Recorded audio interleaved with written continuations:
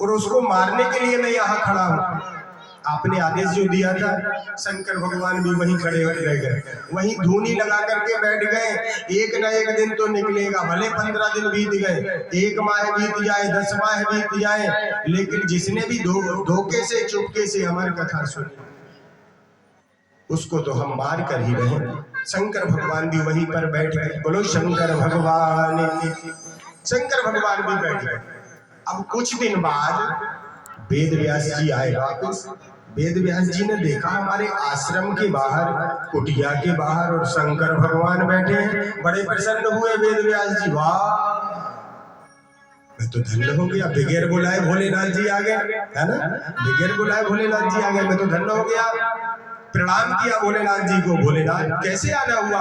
अरे मुझसे कोई काम था तो मुझे तो वहां कैलाश बुला लिया होता, मैं वहां आ जाता, यहाँ आने की जरूरत क्या थी? शंकर भगवान कहने लगे, वेद व्यास जी आपसे मिलने नहीं आया हूँ। अरे हमारा जो अपराधी है, जो चोर है, वो आपकी कुटिया के अंदर गया हुआ है, आपके आश्रम में प्रवेश कर गया, उसको मारने के लिए बैठे। काय के लिए बैठे? चोर के लिए, मारने के लिए। उसने क्या कर दिया? बोले उसने चुपके से अमर कथा सुन ली है, धोखे से अमर कथा सुन ली। अच्छा, धोखे से अमर कथा सुन ली, ये अपराध कर दिया उसने? बोले हाँ, उसने अपराध क्या किया? धोखे से अमर कथा सुन ली है। वेद व्यास जी को हंसी आ गई। बोलो भक्तवत्सल भगवान की। अब बताओ किस बात से हंसी आई वेद व्यास जी को? वेद व्यास जी को ऐसे हंसी आ गई,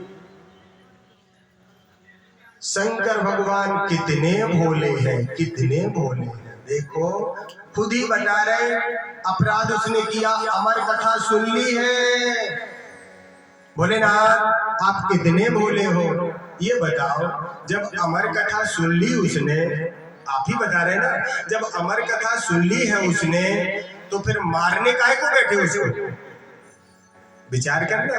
जब अमर कथा सुन ली है तो फिर मारने काहे को बैठे आप? 15 दिन हो गए कुटिया के बाहर बैठे बैठे। जब अमर कथा उसने सुन ली है तो वो मर जाएगा भला आपसे?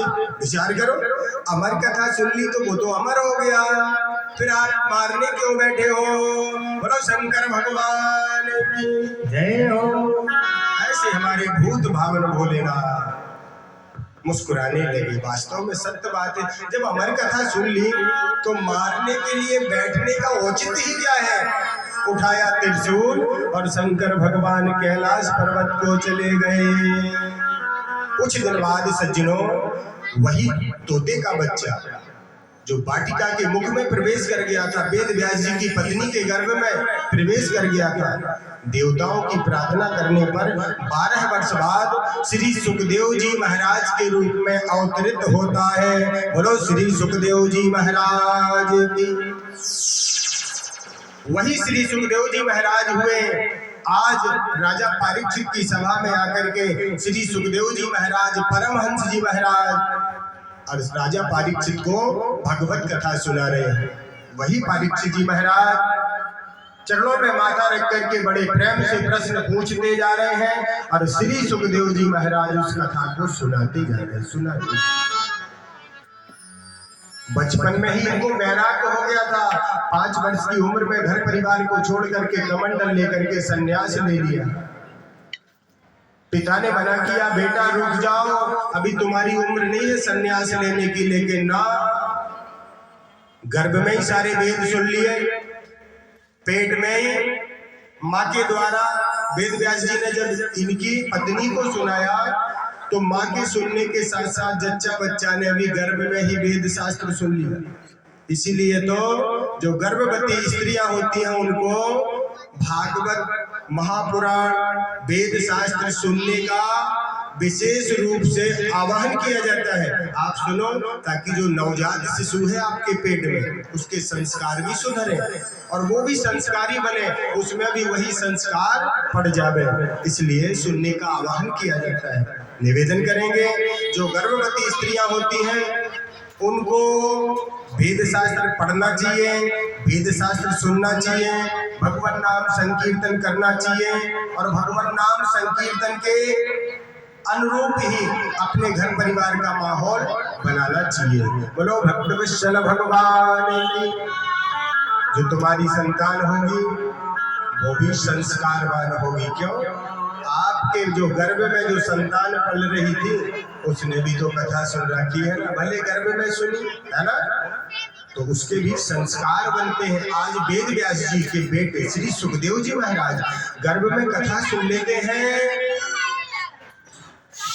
तो 12 वर्ष बाद जब वे प्रकट होते हैं, संन्यास धारण कर लिया, सुखदेव जी महाराज को लौटाया, रुक जाओ बेटा, 5 वर्ष की उम्र में अभी तुम संन्यास मत लो, लेकिन नहीं माने। अंत में वही श्री सुखदेव जी महाराज राजा परीक्षित को भागवत कथा सुनाते हैं, भागवत कथा सुनाते हैं। बोलो भक्तवत्सल भगवान की, श्री सुखदेव जी महाराज की, श्री परमहंस जी महाराज की भागवत कथा सुना।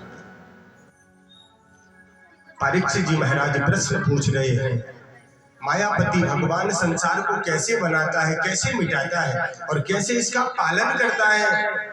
प्रश्न पूछते जा रहे हैं, उत्तर देते जा रहे हैं श्री सुखदेव जी महाराज। हे राजा परीक्षित, जब संसार को बनाने का काम आता है तो मायापति भगवान ब्रह्मा इत्यादि बन जाता है। जब संसार को पालने का काम आता है तो मायापति भगवान विष्णु इत्यादि बन जाता है। और जब संसार को मिटाने का काम आता है तो मायापति भगवान शिव, रुद्र, सर्प इत्यादि बन जाता है और संसार को मिटा देता है। बोलो भक्तवत्सल भगवान की। बोले उन्हीं मायापति की सुंदर लीलाओं को सुनाते जा रहे। बोले बात उन दिनों की है। ये भागवत कथा जो है, भागवत कथा मैत्रेय जी महाराज जी ने विदुर जी को कही है। विदुर जी को मैत्रेय जी महाराज ने कही है। ये भागवत कथा सनत कुमारों ने नारद जी को कही है।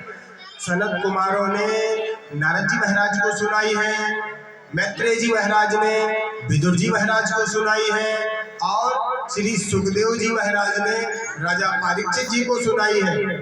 और वैसे तो ये भागवत कथा नारायण भगवान ने सबसे पहले ब्रह्मा जी को सुनाई है। नारायण भगवान ने ब्रह्मा जी को, ब्रह्मा जी ने नारद को, नारद जी ने वेद व्यास को, वेद व्यास जी ने सुखदेव जी को और सुखदेव जी ने राजा परीक्षित को सुनाई। बोलो भक्तवत्सल भगवान की जय हो। परमात्मा अनंत है।